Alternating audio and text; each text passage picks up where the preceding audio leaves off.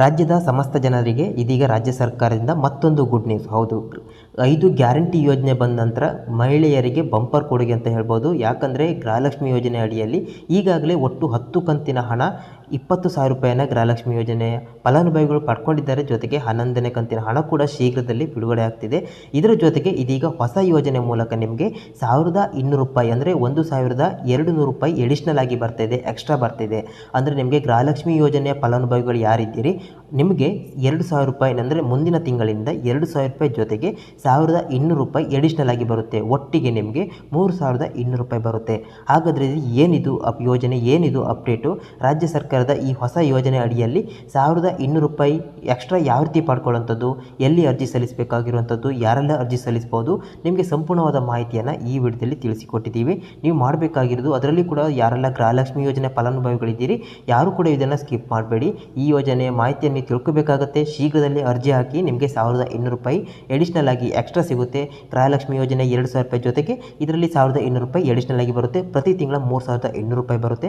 ಅದೇ ರೀತಿ ಗೃಹಲಕ್ಷ್ಮಿ ಯೋಜನೆ ಫಲಾನುಭವಿಗಳು ಅಲ್ಲದವರು ಕೂಡ ಇದಕ್ಕೆ ಅರ್ಜಿ ಸಲ್ಲಿಸಬಹುದು. ಪ್ರತಿ ತಿಂಗಳು ನಿಮಗೆ 1,800 ರೂಪಾಯಿ ಬರುತ್ತೆ. ಹಾಗಾದರೆ ರಾಜ್ಯ ಸರ್ಕಾರದ ಯಾವ ಯೋಜನೆ, ಎಲ್ಲಿ ಅರ್ಜಿ ಸಲ್ಲಿಸಬೇಕು, ನಿಮಗೆ ಸಂಪೂರ್ಣವಾದ ಮಾಹಿತಿಯನ್ನು ನಿಮಗೆ ತಿಳಿಸ್ಕೊಡ್ತೀನಿ. ಯಾರು ಕೂಡ ವಿಡಿಯೋನ ಸ್ಕಿಪ್ ಮಾಡಬೇಡಿ. ಸ್ಕಿಪ್ ಮಾಡಿ ನೋಡಿದರೆ ನಿಮಗೆ ಇಂಪಾರ್ಟೆಂಟ್ ಮಾಹಿತಿ ನಿಮಗೆ ಮಿಸ್ ಆಗುತ್ತೆ. ಜೊತೆಗಾಗಿ ಯಾರು ಕೂಡ ಸ್ಕಿಪ್ ಮಾಡಬೇಡಿ, ಪ್ರತಿಯೊಬ್ಬರು ಕೊನೆ ತನಕ ನೀವು ನೋಡಬೇಕಾಗುತ್ತೆ. ಅದೇ ರೀತಿ ವಿಡಿಯೋವನ್ನು ಒಂದು ಲೈಕ್ ಕೊಟ್ಟು ಸಪೋರ್ಟ್ ಮಾಡಿ. ನೀವು ಲೈಕ್ ಮಾಡಿದಷ್ಟು ನಮಗೆ ಗೊತ್ತಾಗುತ್ತೆ, ನಾವು ಮಾಡ್ತಿರುವಂಥ ವಿಡಿಯೋ ನಿಮಗೆ ಉಪಯುಕ್ತ ಆಗ್ತಿದೆ ಅಂತ ನಮಗೆ ಗೊತ್ತಾಗುತ್ತೆ. ಹಾಗಾಗಿ ಒಂದು ಲೈಕ್ ಕೊಟ್ಟು ನೀವು ಒಂದು ಸಪೋರ್ಟ್ ಮಾಡಿ. ಅದೇ ರೀತಿ ಕಮೆಂಟ್ ಬಾಕ್ಸ್ನಲ್ಲಿ ನೀವು ಯಾವ ಜಿಲ್ಲೆಯಿಂದ ವಿಡಿಯೋ ನೋಡ್ತಿದ್ರೆ ನಿಮ್ಮ ಜಿಲ್ಲೆಯ ಹೆಸರನ್ನು ಕಮೆಂಟ್ ಮಾಡಿ. ಅದೇ ರೀತಿ ಕಮೆಂಟ್ ಬಾಕ್ಸ್ನಲ್ಲಿ ಈ 1,200 ರೂಪಾಯಿ ನಿಮಗೆ ಬೇಕಿದ್ದರೆ ಪ್ರತಿಯೊಬ್ಬರು ಎಸ್ ಹೌದು ಅಂತ ಪ್ರತಿಯೊಬ್ಬರು ಕಮೆಂಟ್ ಮಾಡಿ.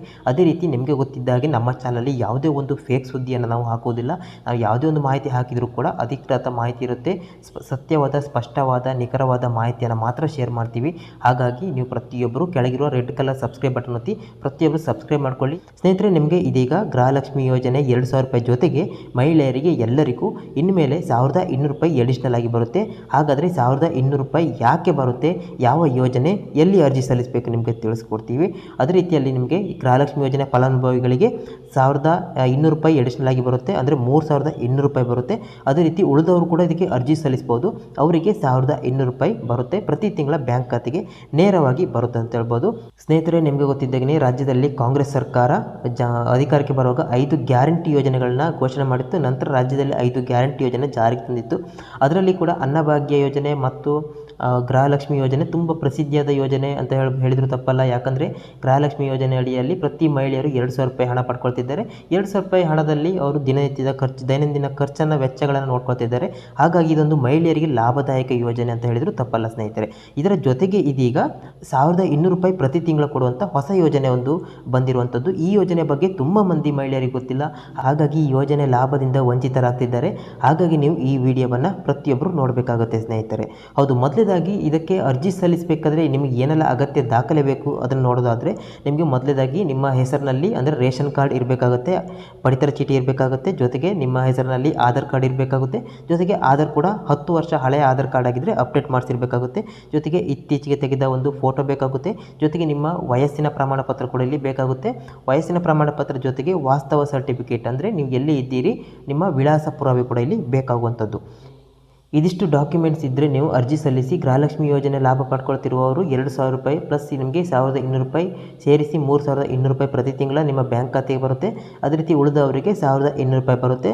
ಇನ್ನು ಎಲ್ಲಿ ಅರ್ಜಿ ಸಲ್ಲಿಸಬೇಕಂತ ಹೇಳಿದ್ರೆ ನೀವು ಇಲ್ಲಿ ನಿಮ್ಮ ತಾಲೂಕು ಮಟ್ಟದಲ್ಲಿ ಅಟಲ್ಜಿ ಜನಸ್ನೇಹಿ ಕೇಂದ್ರ ಅಂತ ಬರುತ್ತೆ, ನಿಮಗೆ ಗೊತ್ತಿರ್ಬೋದು. ಅಟಲ್ಜಿ ಜನಸ್ನೇಹಿ ಕೇಂದ್ರ, ಅಲ್ಲಿ ನೀವು ಹೋಗಿ ಇದಕ್ಕೆ ಅರ್ಜಿ ಸಲ್ಲಿಸಬೇಕಾಗುತ್ತೆ. ಅಗತ್ಯ ದಾಖಲೆಗಳನ್ನು ತೆಗೆದುಕೊಂಡು ಹೋಗಿ ಅರ್ಜಿ ಸಲ್ಲಿಸಬೇಕಾಗುತ್ತೆ.